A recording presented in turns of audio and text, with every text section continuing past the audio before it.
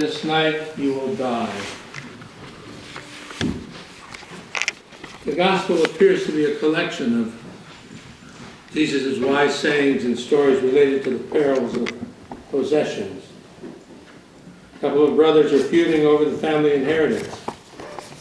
Sound familiar? Jesus wants no part of their dispute, but instead tells the story of a rich man who had so much that he thought he had it made. His retirement accounts were in order, he had a good pension, the burglar alarm was installed, right, for a change. His health club membership was in place. Everything was coming up roses and looking fine, and up to this point it's the rich man who does most of the talking. And then God speaks. You fool. This very night, your life is being demanded of you. Security.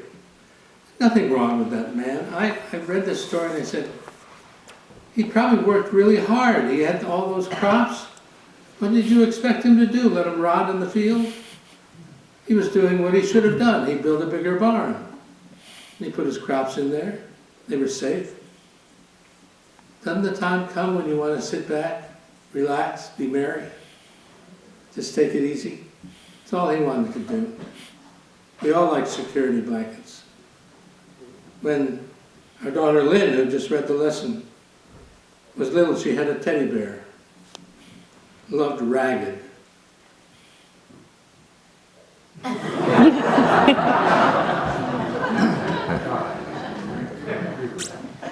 What's the bear's name? Teddy. Teddy, of course. It has a new jacket, but that's all. Otherwise, it's the same. I won't tell you how old Lynn is, but this has been around a long time. It's a security. We all have security blankets. What are your security blankets? Once a month, I give Thanksgiving for the church pension fund. We all have securities that we dwell that we need and we hold on to and we think are special and important and give us life. I thought of the fact that when we lived in Lexington, Massachusetts, we lived on the Battle Green. And we had a lovely place. We looked right out at the Minuteman statue and our neighbors were lovely. And one night we were having dinner with neighbors and we said, we're going to Sorrento. And we have some things that we're concerned because someone could easily break into the house. In those old houses, you just had to push the door open, no matter what you did. And the woman said, why don't you bring everything of value and put it in our basement because we have a walk-in safe. Wow. And it was huge. So we gathered all the old family pieces, silver, all the stuff that we thought had value, and we put it in the walk-in safe. And we came to Sorrento and we went back home. 2 years later, we were talking at dinner with the same couple, and she said, you know, you have some stuff in our safe. Totally forgot.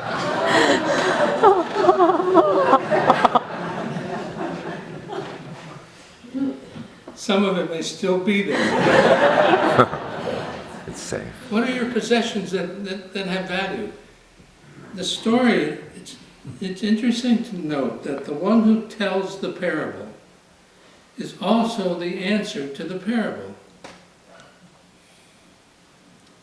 He said, build barns. Jesus said, build barns. Build them as big as you want. But put into them the things that are of value and have meaning in your life. And if you're really clever, you can build your barns in your heart. And fill it up with all of the things that give life, that are wondrous, that are beautiful, that are good and just. You can fill it with forgiveness, kindness, tenderness, hope. At the end of our services, we say a prayer. Remember, dears, that we do not have forever to gladden the hearts of those who journey with us. So be quick to love and swift to be kind. And I'll add a word, today. Because tomorrow might be too late. If you care, if you love, show it, say it, do it. Fill your barns with the things that are life-giving. Amen. Amen.